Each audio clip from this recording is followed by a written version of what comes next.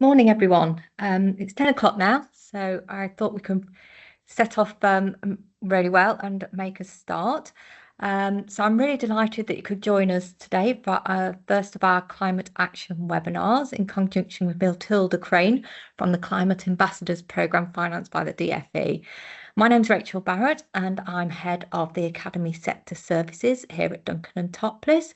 Alongside that, I'm also a trustee of a standalone secondary academy trust, as well as a local governor for a large multi-academy trust as well. So I really understand from the other side of the fence what it's like for academies and the pressures that they're under and the challenges that are faced by all of our schools in the sector.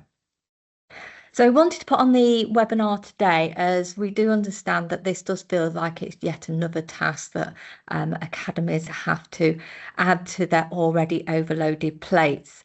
And knowing where to start can feel a little daunting. Last week, Schools Week did announce that 2/3 of schools actually haven't got their climate ambassadors in place yet. So if you're in that position, you're definitely not alone. So what we hope to achieve today is to put you in a position where it all feels less daunting and you can take the first steps towards meeting the DFE's climate change strategy.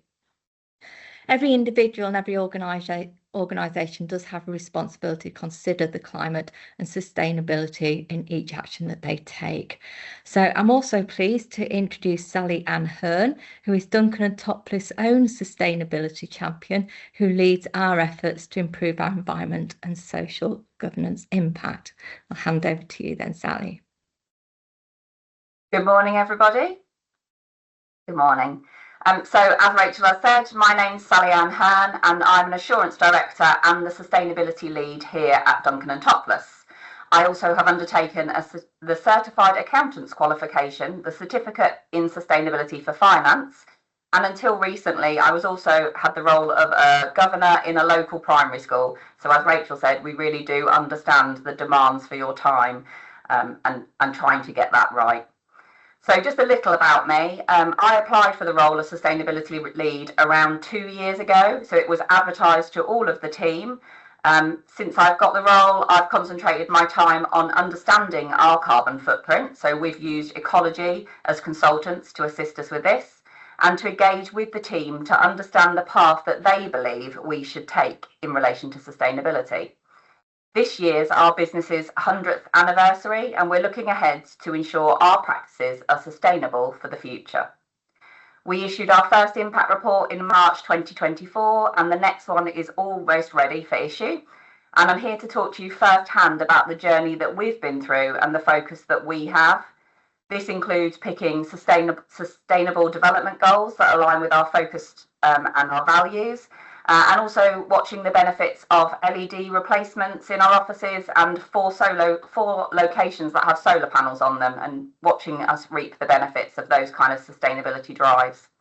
We also have a team who really invested in sustainability, so we offer EV salary sacrifice and payroll giving through our foundation. So we established the Duncan and Topless Foundation in 2022, of which Rachel is a trustee. She forgot that off her list of many duties. And that helps us think about the wider impact on the communities that we serve. So we utilise more of the group's assets and capabilities across all of our locations. Our time and resources are volunteered by our committed team members, with administrative costs being covered by Duncan and Topless. So that makes sure that every single penny that we as team members raise goes to the charities that we support. The foundation has helped recognise local causes that need support and which align with our core values, and its efforts have raised tens of thousands of pounds for charitable organisations. We encourage ideas to be shared throughout our team. It's about getting everybody on board. There's a wilding garden at our Melton office and we encourage community litter picking at various locations. And since April, we've collected almost 100 kilograms of waste from our local areas around our offices. We also have charitable giving days where Duncan and Topless give 50% of our time. And last week I was at the local butterfly hospice doing some gardening. My back's still sore from that. But enough about me and Duncan and Topless's journey for now. We're delighted to be joined by Matilda Crane, a regional manager from the Climate Ambassador Scheme. I met Matilda at one of my many sustainability groups and I was keen to introduce her to you all as she has a vast knowledge around sustainability in school settings, objective settings, and getting the children involved in the action. I know her aim is to make it as interactive and productive as she can, and we hope that this series of webinars gives you a real boost to document the work you're already doing or start the journey in the most productive way. So over to Matilda.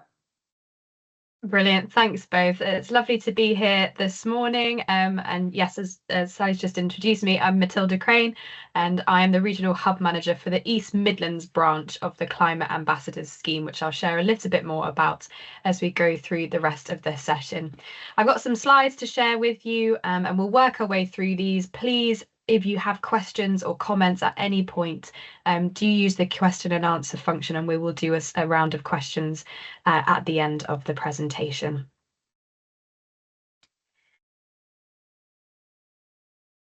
So let's get going. What is the objective of the Climate Ambassadors Scheme? So as previously mentioned, we are a Department for Education funded project. We were set up at the beginning of 2024 in response to the DfE's Sustainability and Climate Change Strategy. And within that strategy, it does state that every education setting, that means early years, primary and secondary schools, and further education colleges, SEND specific as well, should have a climate action plan and a sustainability lead or a sustainability team in place by the end of 2025.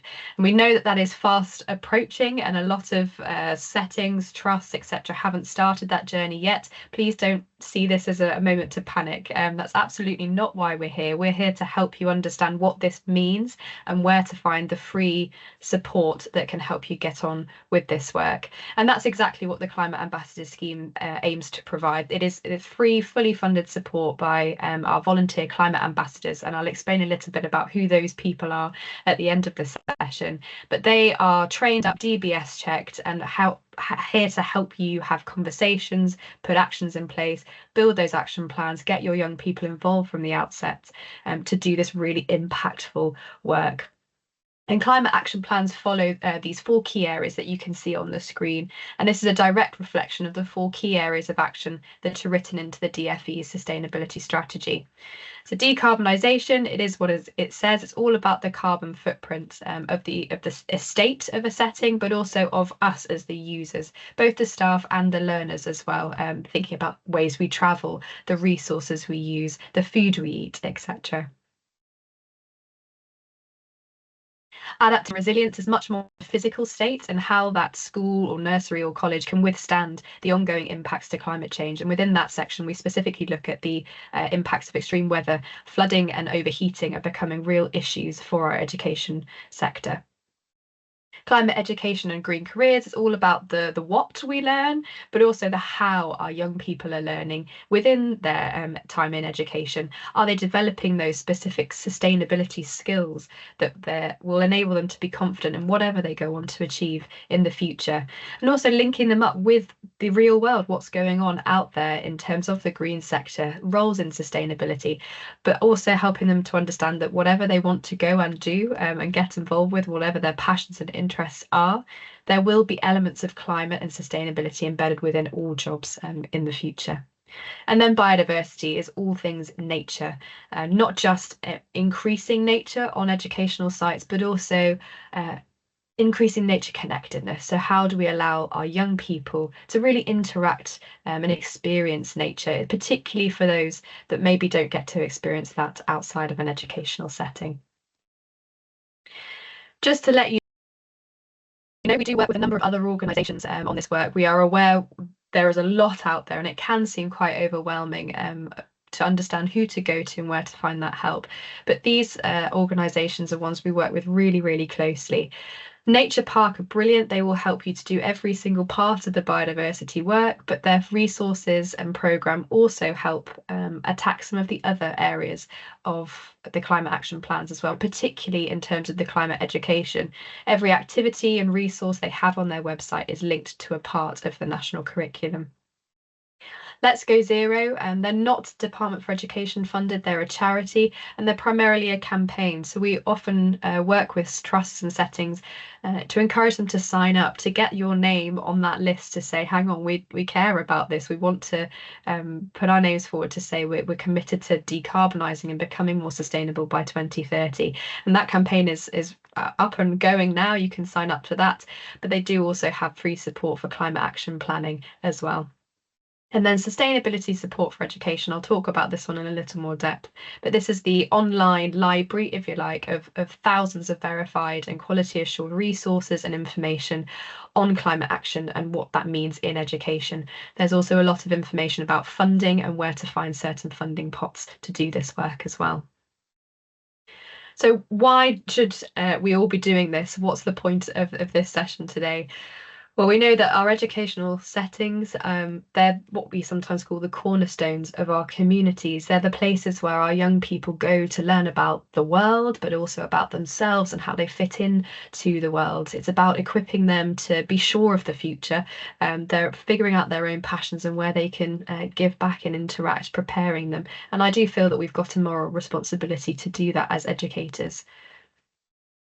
We also know that we think it's important. I myself am a trained secondary school geography teacher, so I obviously think as part of my role, this was incredibly important when I was in school. However, most of us don't feel ready to do this kind of work. So how do we make sure that our staff and our adult communities within education do actually understand what climate change and sustainability is, first and foremost, but how we then weave that into the everyday workings and practice of education, but also into the curriculum if we're teaching. A lot of our young people don't feel prepared enough to face the challenges that are currently being thrown at them, but we know that will inevitably carry on as well. There's a lot of research that's been done, particularly about how worried our young people are across the world, but also in the UK. And we do know that there are a lot of information saying that our young people, particularly those at the secondary and college age, do want to see more of this within their education. We are one of the most nature depleted countries in the world. There's the evidence is there, and so we can be doing a lot to try and preserve the nature that we do have, but also to increase it first and foremost. And we know that we are all facing risks, whether that be operational, financial, etc., that are caused by climate change. We've had a lot of hot summer weather over the last couple of months. That's affecting the way our young people learn. It's affecting the way we as educators and people within the school community effectively practice. And we also have lots of wetter winters as well. Out where I live at the moment, the last 3, I think, winters, January times, I've not been able to leave my house for a week because my road's been underwater. And I have constant conversations with our local schools and nurseries who really struggle to figure out how to overcome that flooding because of our changing weather patterns.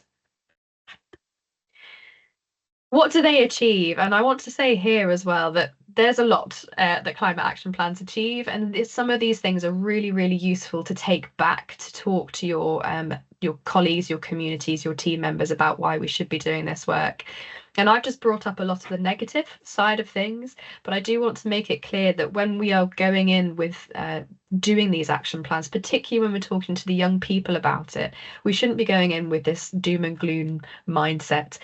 We want to be changing it to that idea of creativity, curiosity, and hope. What does it look like to just get better than where we are currently without thinking about how dire things are going to become in the future? And so framing it in that way is really, really important.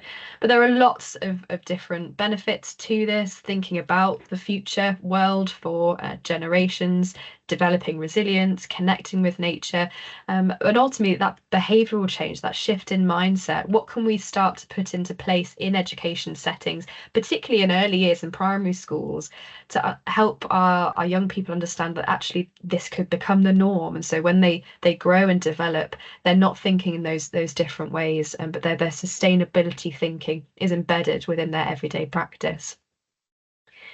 Obviously, we've got lots of financial savings. We talk a lot about the mental health and well-being of our young people at the moment, and the links that has to nature and outdoor learning. And this isn't just something that the DFE have come up with out of the air either. They are working on this. There is a current reiteration of the sustainability and climate change strategy being developed. We've just had the latest school estate management standards be released back in April, and sustainability is central to a lot of those standards now. But we are understanding that this is being picked up by Ofsted a lot more. It's interesting how it links the education inspection framework a lot more deeply now. And we feel that is becoming more central. It helps us to attack those existing targets. If you've got a trust development plan or a school development plan, it's really important to think of the things that you're already trying to achieve, and actually how climate action can align to achieve those targets, and not just keep reinventing the wheel or adding extra things to do. So what does the action journey look like? Well, this is how we break it down within our team. I mean, it's a simple journey. It's one that doesn't need to be followed through these steps. This is just helpful to understand from the start to the end. Where do we want to get to? And it's really important to start with well, actually, what have we achieved? And it's fascinating the amount of times we have, excuse me, conversations with educators, members of SLT, sustainability leads, who come to us and say, we've done nothing, we have no idea what we're doing, and we're just not feeling great about it at all. But often within 10 or 15 minutes, just having a simple chat, we've written half a climate action plan already, just because of some of the things that are already ongoing within that trust or within that education setting. And it's great to celebrate those, but also gives us a really good standard to work from. And then you can move through and think, okay, well, based on what we've already done, what is possible? Do we want to be really, really ambitious? And we would say, yes, be ambitious, be creative, think about outside the box.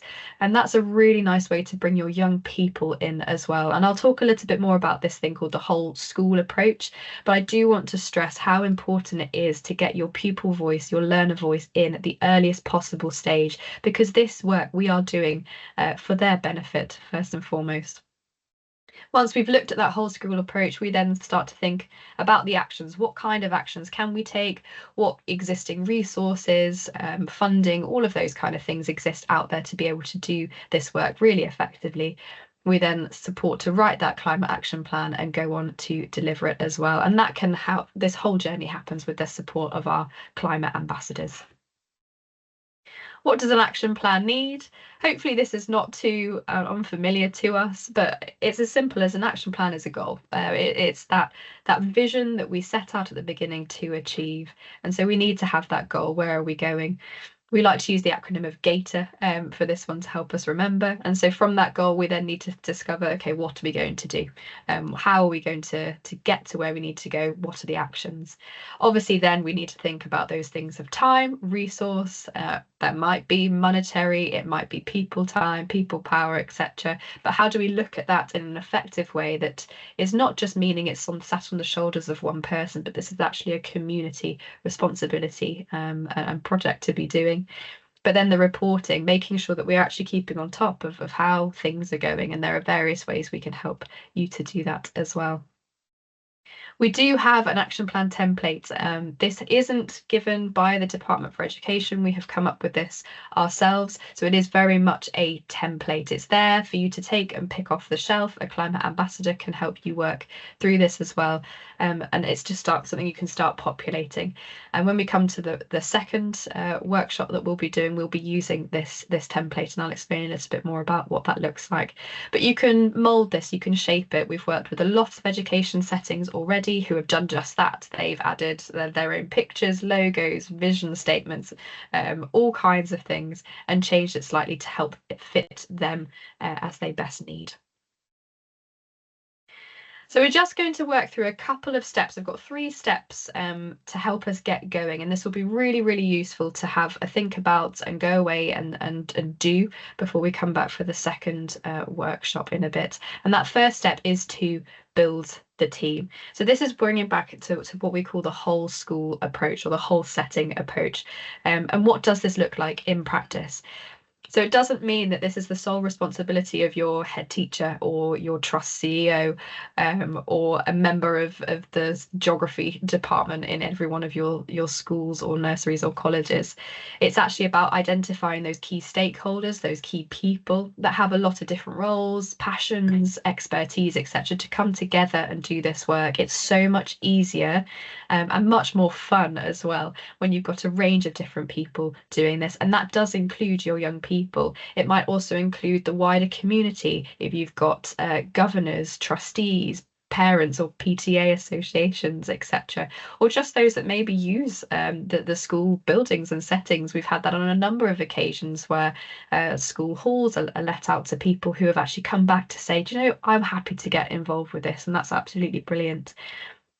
And what this looks like is embedding climate change and sustainability action into the everyday running of the school. It's about looking at the curriculum and what our young people are learning, how we're teaching it, and making sure it's not just stuck in maybe science and geography, but also looking at those wider school targets and policies and how we can embed climate action into those, and boosting that pupil voice as well. The second step, as I've previously referred to, is to look at what we have already done. And I would highly advise you to go away and do this between now and the next workshop, identifying those people that you need to bring into the conversation and spend doing this activity with them. It's a really quick and effective way of just getting to grips with your current situation. So maybe spend 2 or 3 minutes individually thinking about the things that you can recognize within the trust or within a setting of what's already going on. Write them down, use post-it notes is a great way. We've done it in the past before, and then come back together to have a discussion. And I think you'll quickly realize that you are a lot further ahead than you probably think. And that's really, really important to know. And why is that important? Well, it gives us that baseline. So there's an element of celebrating that success, and we highly encourage you to do that. But it also helps to identify key areas of focus to move forward with. We don't want this to become something that is just flung at you and you have to come up with ideas for every different part of the action plan, chucking in as much as you possibly can. Absolutely not. This is about meeting you where you are based on the current capacity that you have. And so it may be a case of actually you realise, well, you've done loads of biodiversity work already across the trust, so you don't need to necessarily focus on that at the start. It could be a case of actually you don't know your carbon footprint, for example, and so the decarbonisation aspect of this work could be something that you would like to focus on. So it really helps us to focus our time and resources wisely. And across the 4 key areas, we do have auditing exercises and tools that we encourage everyone to do to get going with this work. So there's a brilliant, and again, these are all free, resource called the Count Your Carbon Calculator, where you can put in existing data that should be readily available to you at your school, and it will tell you the spread of your carbon footprint covering the areas of energy, food, waste, procurement, and travel. And that within itself then gives you a lovely a picture of which areas to focus on. We often find that travel is one of the biggest areas of the carbon footprint for most settings, and so that's a really big area of focus to then think about the actions we can be taking to reduce the amount of carbon within the travel section of our daily practice. The adaptation and resilience section can seem quite overwhelming, I think, because often we just think, well, actually, we're not building experts, we're not heating experts, we don't understand all of this kind of stuff. But actually, there's a lovely tool called the Climate Ready Schools grounds audits by the team from Learning Through Landscapes. And it's a child-friendly activity. It's all about getting them out and about, walking around the school grounds, answering questions, identifying different things to help you understand, well, actually, are we being resilient to climate change? And if not, therefore, what can we move on to try and make that better? When we talk about the biodiversity, we always bring it back to the Nature Park team, and their process starts with registering, following by mapping the site boundaries, and that's a 5-minute job for an adult to do, and then mapping the habitats. And again, this is a child-led activity, gets them out and about to look at the types of environments and habitats that they've got on the school grounds. And then from there, they've got that understanding, and so they can pick the different areas that they want to focus on. Maybe it's a case of they've come and realised the majority of the school grounds are tarmac. That's not a problem. We can make tarmac green, and then they can go on and do different other things with free resources to help increase nature and make that grey a little bit more green. With the climate education, and as a teacher myself, I feel slightly nauseous sometimes if someone came to me and said, right, you need to do a curriculum review, and I think, goodness me, when on earth do I have the time or energy sometimes to do that?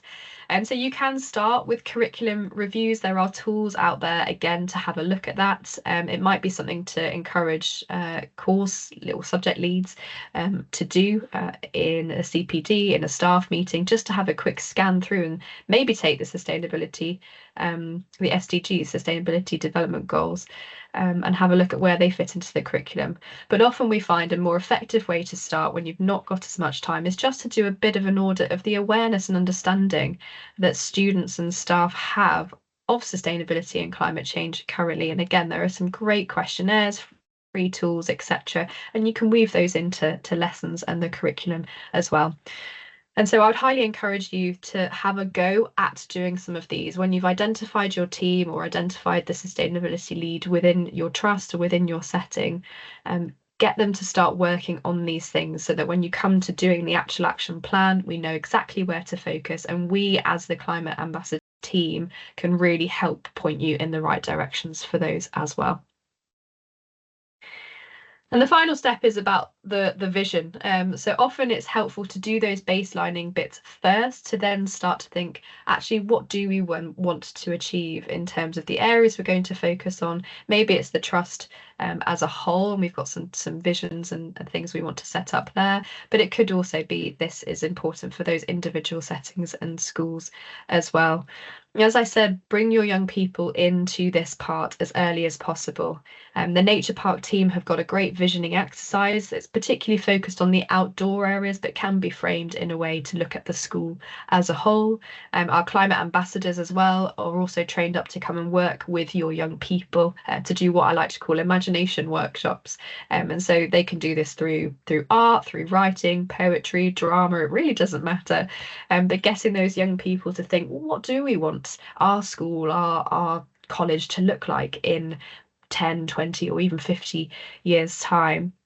And as they produce that work, let's say it was a painting or a collage, we then will sit as the team afterwards to have a look at the common themes emerging, the things that our young people are telling us. It could be that most of them say, well, actually, we want more birds across our site. So we can think, well, okay, great. How can we start putting in actions in place to achieve that vision that our young people have? So visioning is a really, really important and quite fun way or part of this work as well.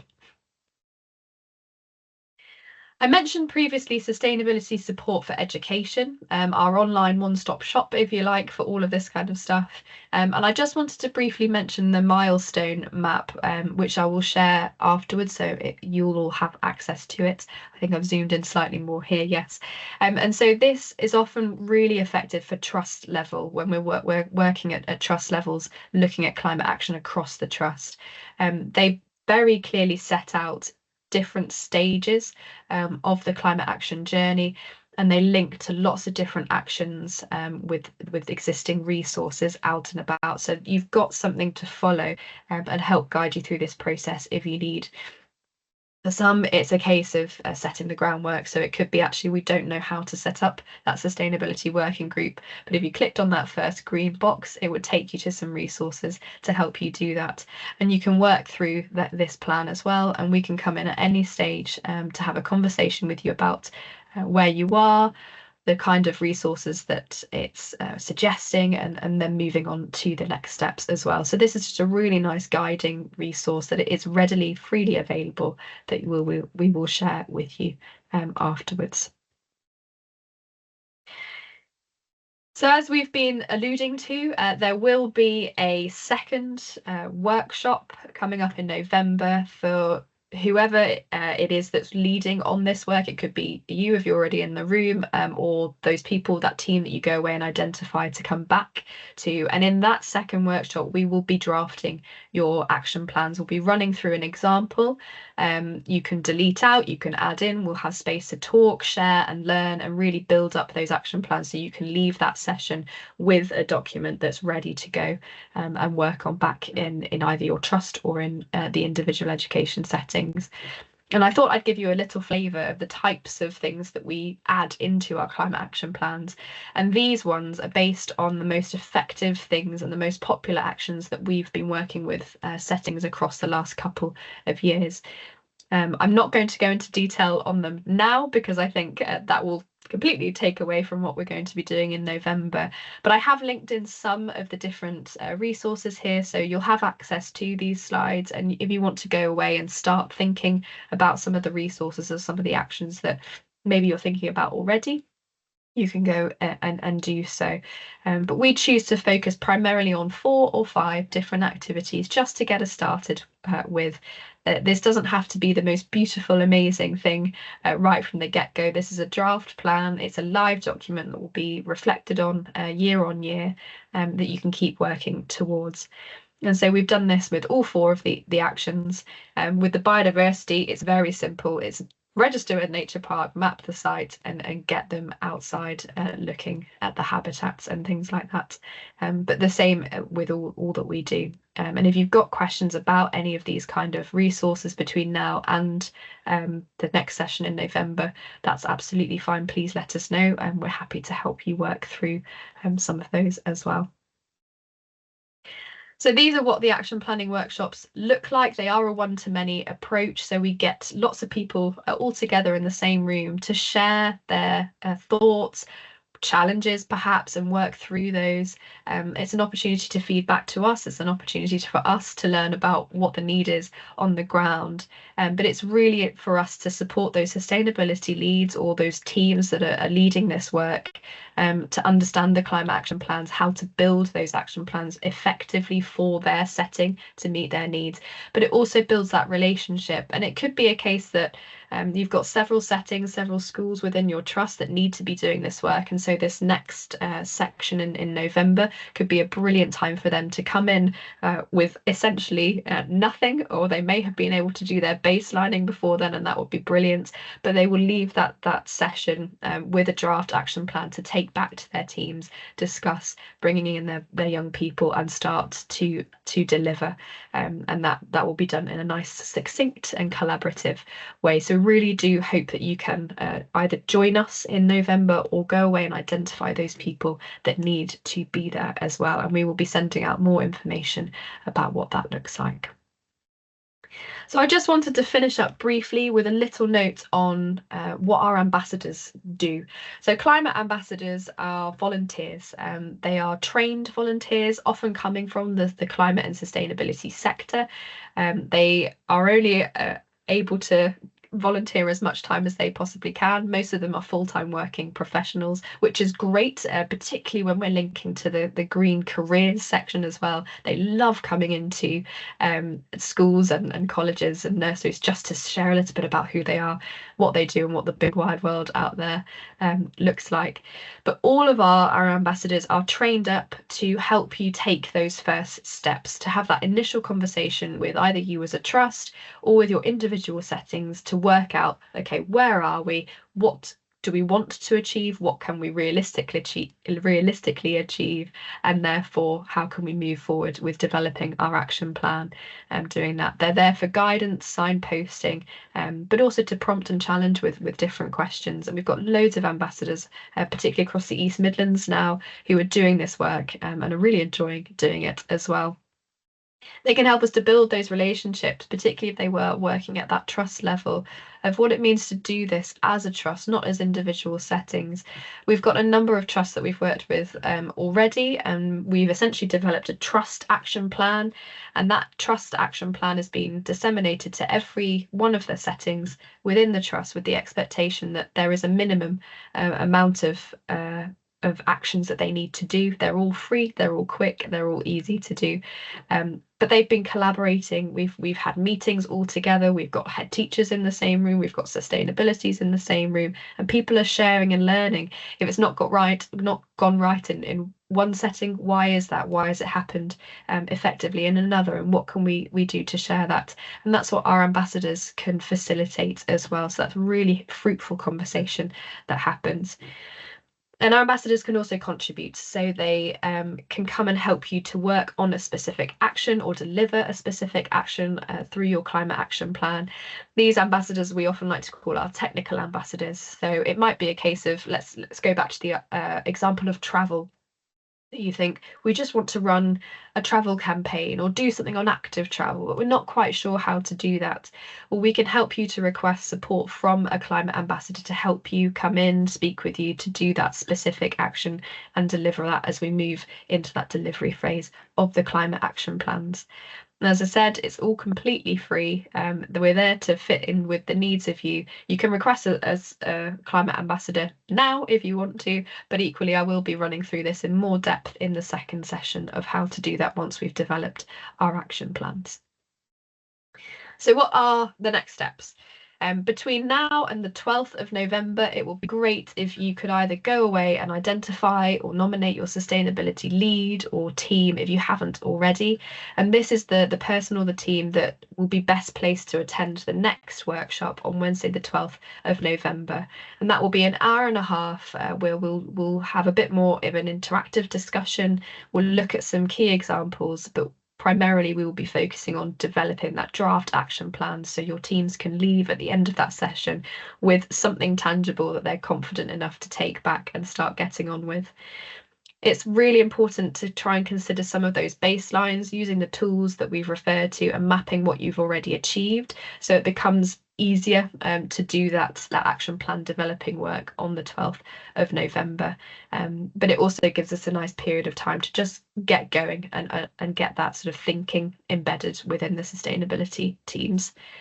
Please do start to review some of the supporting resources before that next workshop as well. Have a look at sustainability support for education, and I will send some links on exactly where to find that and how to do that, because there is a wealth of stuff out there that you will be interested in. It's excellent CPD as well. Even just having a look through, sometimes I think I know a lot about this kind of work, but then I'll find a new resource or look at a different topic that I've not considered before, and I learn an awful lot about the kind of things that we can be doing within education.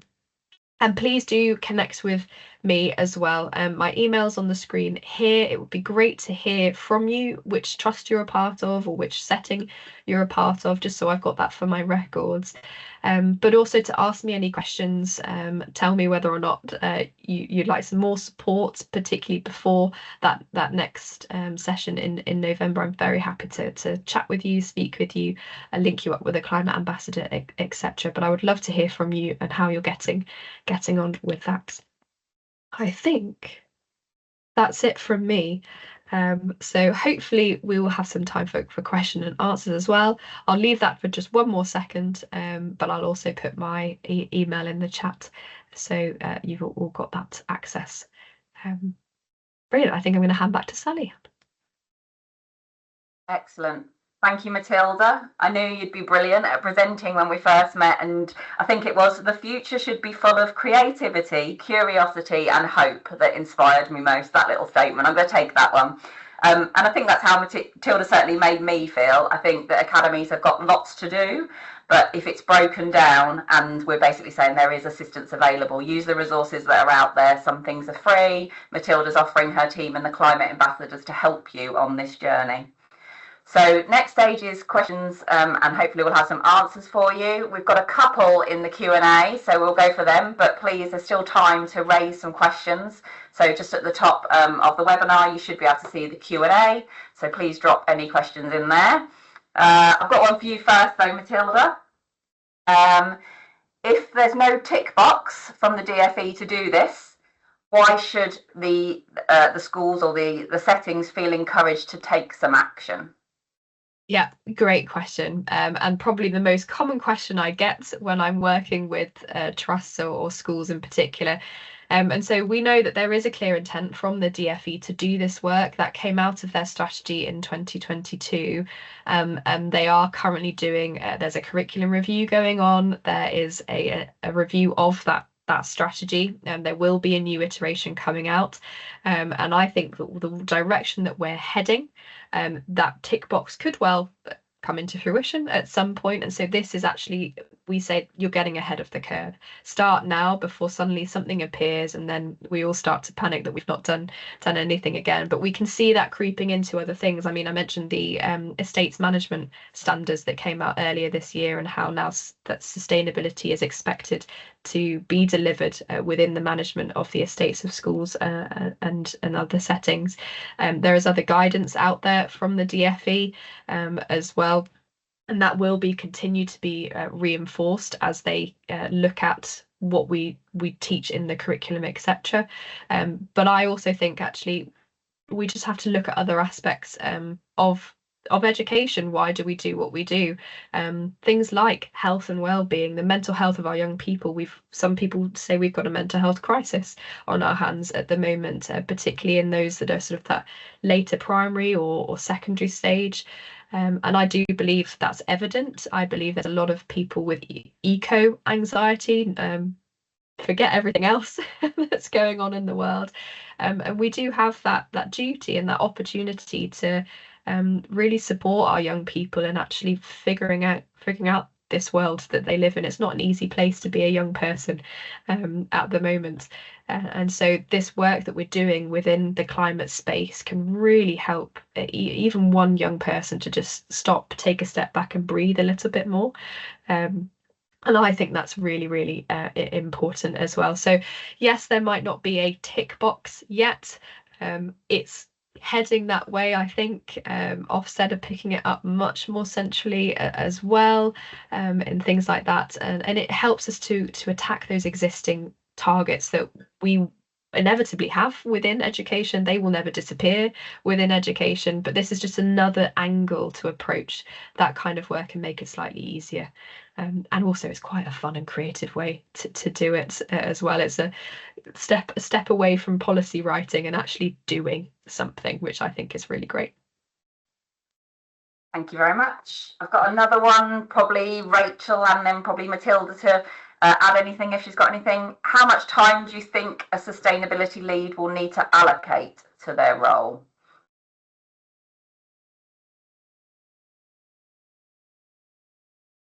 You're on mute, Rachel. Going back to not putting my mic on. So yeah, I think it doesn't have to all be down to one person. You are very much going to be on a collaborative journey. So it's starting off, you're going to have your sustainability lead that will be putting the plan together, but it doesn't mean that they have to deliver it all. So it'll be very much collaborative with lots of people. So it's not going to be down to one person to deliver all of that. And I'm sure Matilda's probably got more experience of these people a little bit further down the line on actually how much time that they are taking. Yes, I can speak to this one as well. And I think it's really, really important to say at this point that, yes, there's this idea that we should all have these in place by the end of this year. Realistically, we're not going to have every education setting across England having one of these in place, but the conversation has started. And I think that's the key thing. This is not an easy thing, like anything in education, and it will take time. And so I think for those sustainability leads or teams that have allocated this work, often we find that the most effective way of doing this is having a half-termly review on it. So it won't be something that will just happen overnight. It could be a case of that building of the action plan takes 6 months. It might take half an academic year, and that's absolutely fine, as long as that journey has started and as long as the young people are getting their voice heard at the earliest stage and continuing that on. It doesn't need to be something that is attended to every single day of a sustainable. We know that's impossible with the amount of other things that they've got going. So it could be a case of a meeting within that team every half term, and that sustainability lead giving an hour a week just to think about it, sit down and think, okay, well, where are we? What are the next steps? Perhaps there's an audit form to fill in that just takes 20 minutes one week, and that's it. That's all that's done. We can park it, move on and to the next bit. And that's where we can come in as well as the climate ambassadors. And that's the other important thing, is that we've got a team of people to help sustainability leads do this and take a little bit of that ownership off their busy plates. And so we can be doing a little bit of that work in the background as well. Just to give you a couple more minutes to put anything in the Q&A. A question I get asked quite often is, where's the best place to start? And my answer to that is to find the right person. So we're talking about finding the sustainability lead. For us at Duncan and Topless, that was kind of advertising an extra role for someone. You'd be surprised though, all the others, there are people out there who love bird watching, and they do the RSPB reports every year. When it gets to spring, they know exactly what birds are in their gardens. They could tell you all the names of the butterflies. They're really big on this. There'll be somebody in your academies or your school settings that's already passionate about this. It's trying to find that person, because they're that person that's going to drive you forward. As Matilda said, get other people involved. For us, that's our team members. For you, that's your young people in schools. I'd also say document the small things, because they really do add up. You might think you're not doing very much, but just building on the little things you do, you can make a difference. And I definitely say it's a journey. Make a start and it'll evolve. I don't think we have any other Q&As at the moment, so I'll pass back to Rachel. Lovely. Thanks ever so much, Matilda and Sally. I hope you've all found it really useful, not just useful, inspiring. I've definitely found it inspiring today to get started on this plan. So it was really good to start with those whys and the difference that we can all make. And I hope it's given you some reassurance that it isn't going to be quite as daunting. You're not on your own, and it's a great chance to involve the whole community of your school in a shared objective. So please do ensure that you or your appointed sustainability lead is booked onto our second webinar. We've mentioned it a few times, but it is going to be more of a practical workshop. That's on Wednesday, 12th of November at 10 a.m. We will send out the details after this webinar today. But if you do know of any of your contacts, I know a lot of the schools work together, that are also thinking about this, then please do pass it on. It's absolutely fine for them not to have been today, but to join us for the workshop on the 12th of November. We just really want as many people to realise that there is help out there to get this started, and that we can make a real impact on the environment. And if you do also want to talk to Duncan Topless about any of our other sector-specific services, be it internal and external audits, EOYC audit, VAT reviews, cyber security audits, policy reviews, or anything like that, then please do also get in touch with us about that. But I'd just like to say again, thank you ever so much, Matilda. We look forward very much to seeing you again on 12th of November, and also to the rest of you that have attended today. Thank you.